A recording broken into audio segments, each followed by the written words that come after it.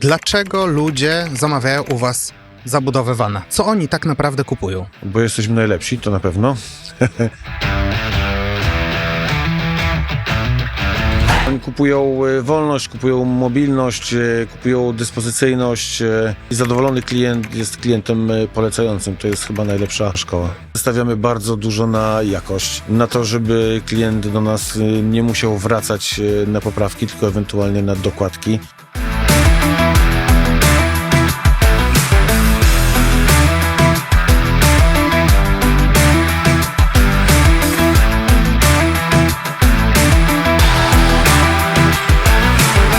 Piotrze, przedstaw się, powiedz, co robisz na co dzień w firmie, czym się realnie zajmujesz w firmie? Cześć, jestem Piotr. Zajmujemy się w dużym skrócie zabudowami. Produkujemy zabudowy, mówię tak bardzo ogólnie. No ja zajmuję się zarządzaniem. Jesteśmy spółką, jesteśmy kilkudziesięciu niedługo osobowym zespołem, kilkunastu w tej chwili.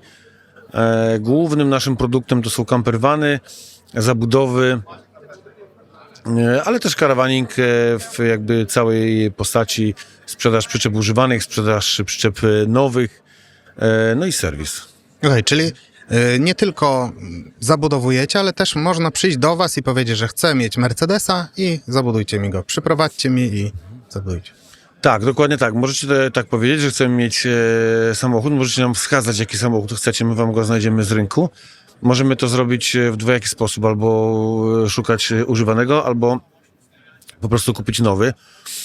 Możemy też kupić nowy samochód wskazany bardzo konkretnie przez was, bo na przykład, nie wiem, chcecie go sobie zleasingować i zależy wam na tym, żebyśmy to my kupili i my później sprzedali wam całość jako jeden produkt, żeby to można było, jak powiedziałem wcześniej, zleasingować.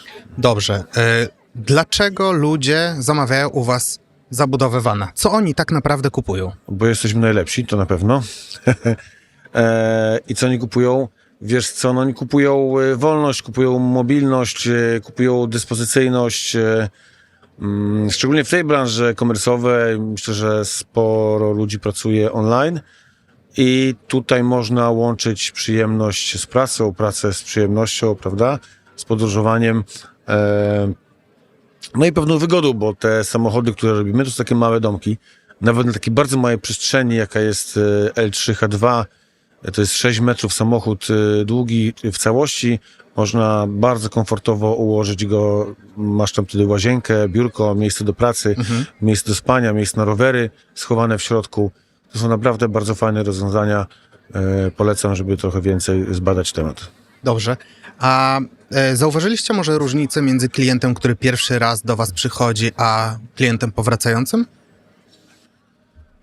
Wiesz co, no to jest tak, że jakby każdy klient, który do nas przychodzi pierwszy raz, chcemy, żeby był klientem powracającym. Absolutnie nie chcemy, żeby to był klient, który powraca z powodu serwisu, że coś tam się dzieje źle, ale może zmienił albo odnowił.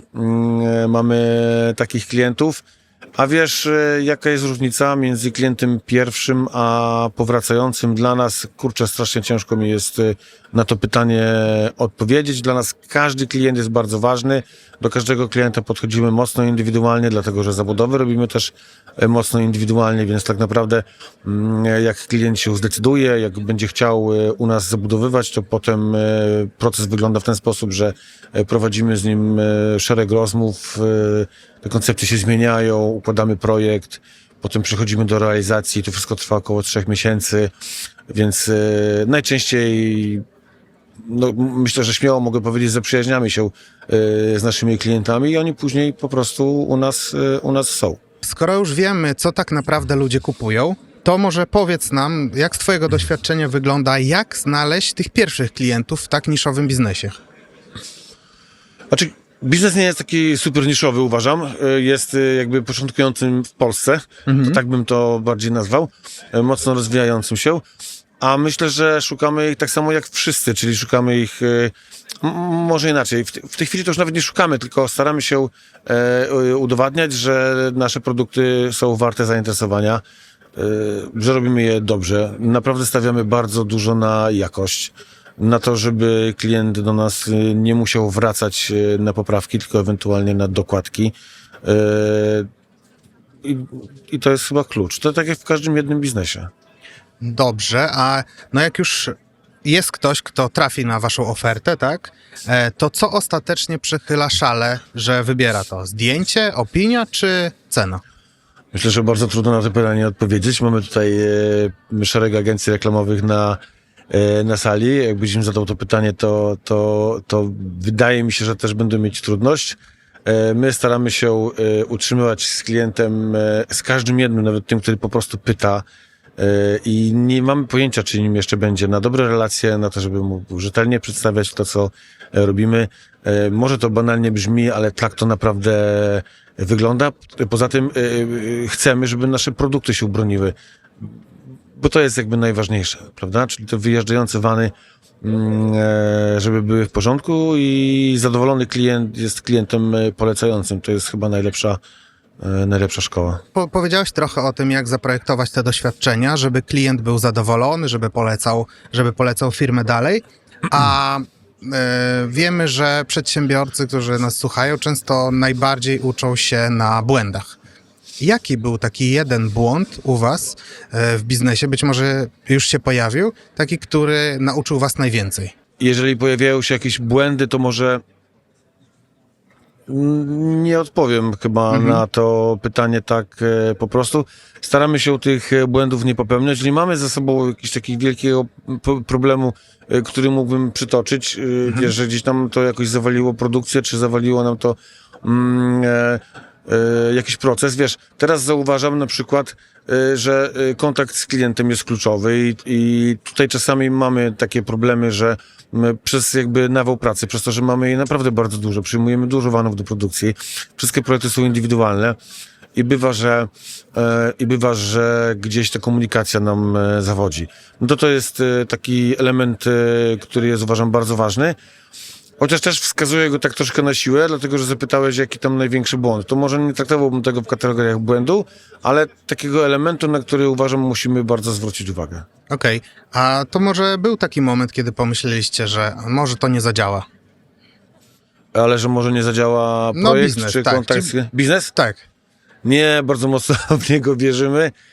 Wydaje nam się, a nawet nam się nie wydaje, jesteśmy pewni, że to zadziała.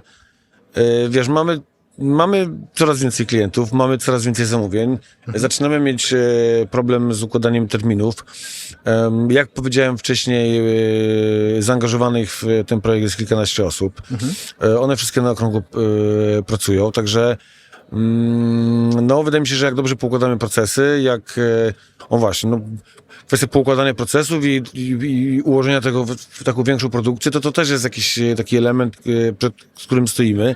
Nie wiem, czy go tam w kategoriach problemu rozstrzygać, ale to jest to, o czym powinniśmy pomyśleć. Dlaczego właściciel e-commerce'u powinien przyjść na e-commerce, a nie zostać w pracy w domu? Myślę, że z takiego samego powodu, z jakiego ja jeżdżę na targi karawaningowe. To jest impreza branżowa. Można tu podpatrzeć wiele ciekawych rzeczy. Można czasem zmienić optykę, czyli na przykład zainteresować się vanami, a może to pozwoli zmienić coś w biznesie, prawda?